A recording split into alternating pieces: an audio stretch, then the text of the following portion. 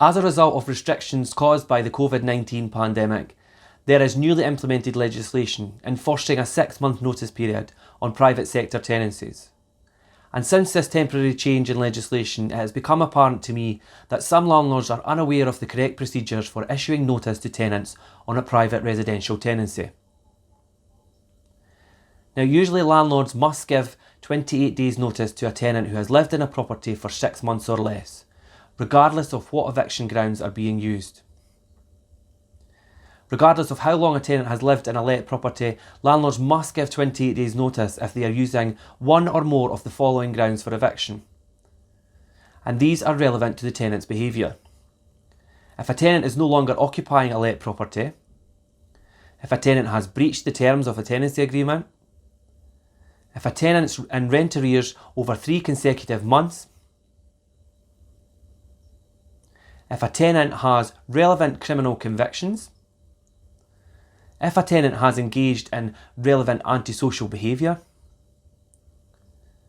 if a tenant associates with a person who has relevant criminal convictions or has engaged in relevant antisocial behaviour. Landlords must give tenants 84 days notice if they have lived in a let property for more than 6 months, and they aren't only relying on one of the 6 grounds I have just mentioned. So if you want to evict a tenant using any of the other 12 eviction grounds, which are not to do with the tenant's behaviour, the notice period will begin 48 hours after the notice was sent. So a landlord who sends a notice to leave by post or email must allow 48 hours for it to be received. And this delivery time should be added on to the amount of notice that a landlord provides a tenant.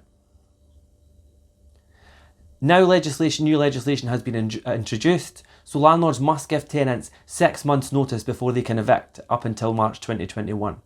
And the Scottish Government has brought these new rules to extend the notice period required to be given tenants before legal action to obtain order of eviction can be started. In addition to extending of the notice period, all grounds are now discretionary, and it is down to the first tier tribunal to consider the reasonableness of the request of an eviction order. The new notice period for grounds are as follows. Grounds which require 6 months notice is grounds 1, when a landlord intends to sell. Ground 2, where a property is being sold by a lender.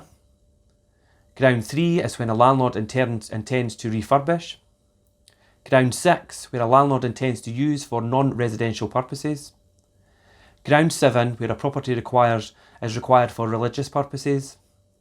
Ground 8, where they are no longer an employee of the landlord. Ground 9, where they are no longer in need of supported accommodation. And Ground 11, which is a breach of the tenancy agreement. And finally Ground 12, which is rent arrears. Grounds which require 3 months notice are Ground 4, which is the landlord intends to live in the property. Ground 5, where a family member intends to live in the property. Ground 13 is criminal behaviour, and Ground 14 is antisocial behaviour.